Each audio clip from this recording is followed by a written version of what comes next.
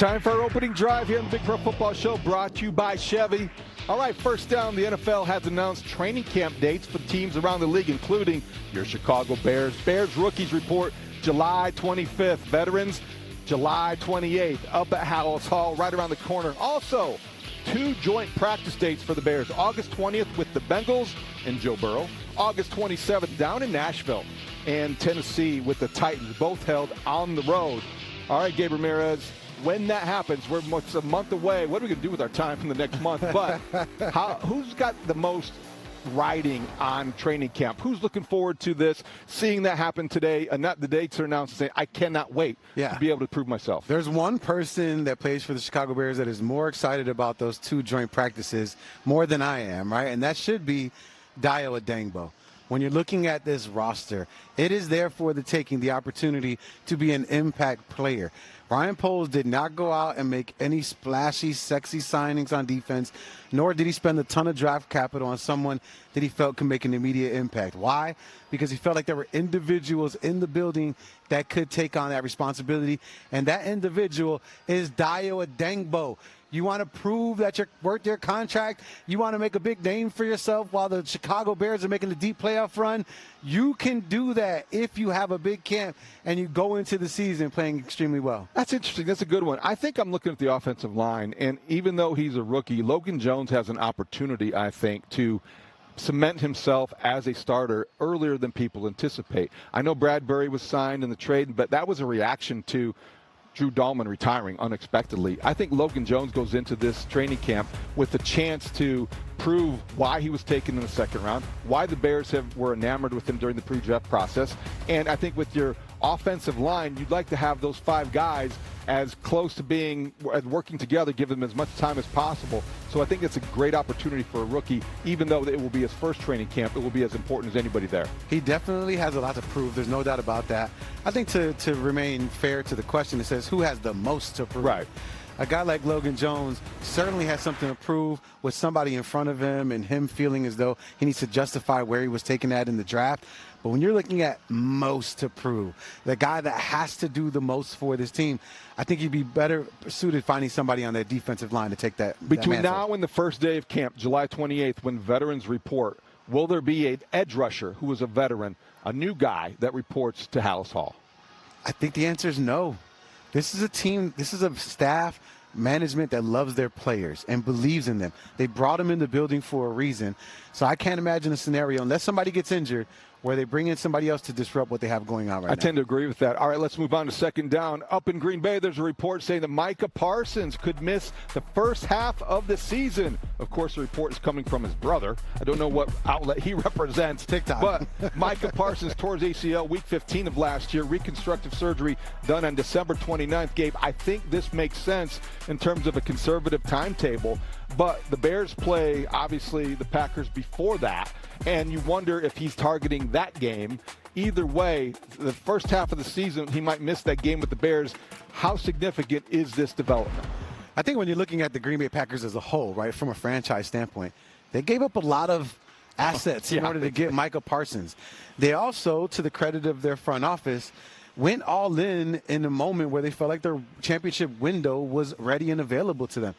And far too often we see it in sports, whether if it's the Mets in baseball that's currently happening, the Rockets in basketball. Sometimes when teams go all in a given moment, they realize quickly that it takes more than that one superstar to propel them to the promised land. This is a defense that was already bottom third in the league when you're looking at how they operated without Micah Parsons. So you're going to see more of the same. He needs to get back if that team wants to be successful. The temptation would be to rush him back because he means everything to that defense. And certainly they gave up a lot to get him. At the same time, that would be the biggest mistake the Packers could make.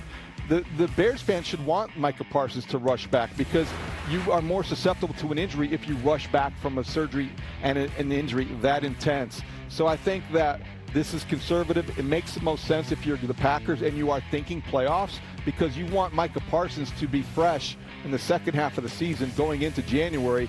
Then you need him more in December than you do in week 5. It's going to be worse if he's not there. I mean, you're talking about a defense that without Micah Parsons, the Green Bay Packers would have the worst defense in the NFC North when you're looking at it. You're not better than the Lions, who have a handful of stars. You're not better than the Vikings, who obviously are, we know what's going on there.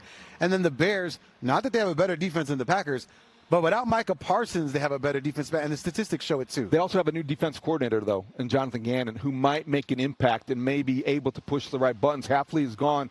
Gannon is in. I don't think you want to underestimate the Packer defense with or without Micah Parsons. Fair enough. All right, let's move on to third down. Up in Detroit, running back Jahmyr Gibbs. He's added another wrinkle to his offseason regimen. He's doing MMA training now. Wow, tough guy. Comes during an offseason where the Lions lost fellow running back and former Bear David Montgomery. And now you have no Sonic and Knuckles. You just have Jahmyr Gibbs imitating MMA fighters. This is probably going to just make him tougher.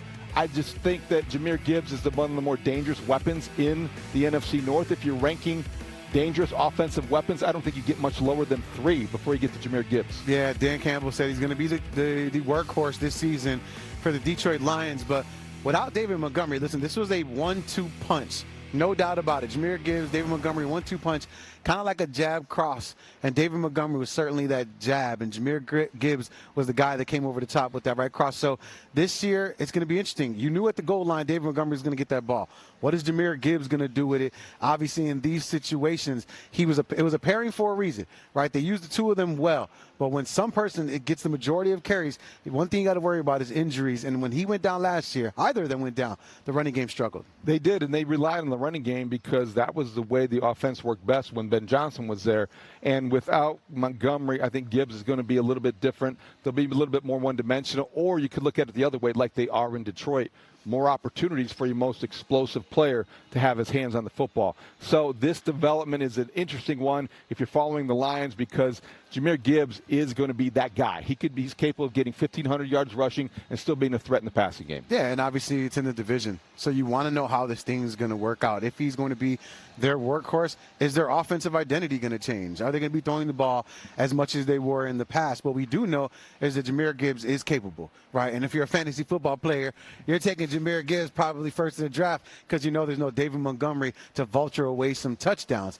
But the Bears need to be focused on what's happening in their division as well, and they're going to be paying close attention to what's happening in Let's Detroit. move on to fourth down now. Developments in the Bears Stadium saga as it continues on the other side of the border in Indiana. Crane Chicago reporting the first political resistance maybe to the Hammond plans. Porter County officials are flagging taxes that would be installed to help with the new stadium, which would be located in nearby Lake County. Porter County borders Lake County in Indiana. And yesterday was the first official day of summer, late spring, early summer, was what the Bears told us in terms of having an answer to this question. It continues to lag on. The latest development, not surprising, Gabe. You knew there was going to be some pushback and resistance in Indiana, but Porter County officials pushing back at the tax issue doesn't really tell me that there's a big problem here, because the governor has all but rubber stamped it in Indiana. So I do think it's just a little bit of noise, but it's a mere distraction on that side. Yeah, I mean, you knew it was going to happen. And if I were a member of Porter County and I knew that a percentage of my taxes were going to be going to pay something else far away from me, yeah, I'd be upset too about that. So I completely understand. Well, yes, I'm curious. No, because I don't know as much. Like, I don't know how far away Porter County is away from where they're proposing.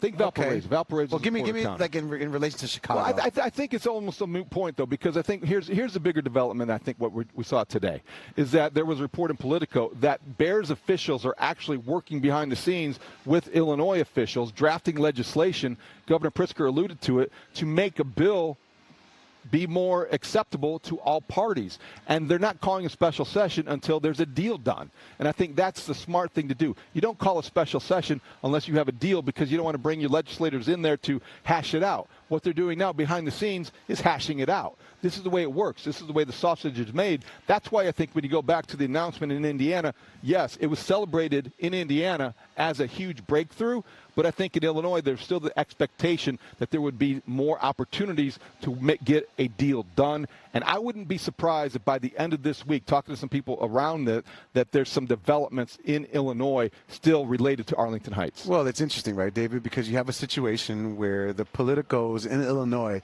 now feel as though this is their fight. They are the ones that have to curate and figure this thing out. That's why you hear J.B. Pritzker saying, we just want them to come to us and tell us what they want. Right. And then maybe we can work from there. We need a foundation. We were waiting for this to pass and to get money, but then you're playing these games in Indiana, so we realized, okay, you know what? Give us something a little bit more concrete. And I think that's where they're at now. And now that the politicians are stumping at the table trying to get something done, I think that's when it'll happen. And I think regardless of what they want, we all want a resolution to this. So hopefully we're getting closer to that.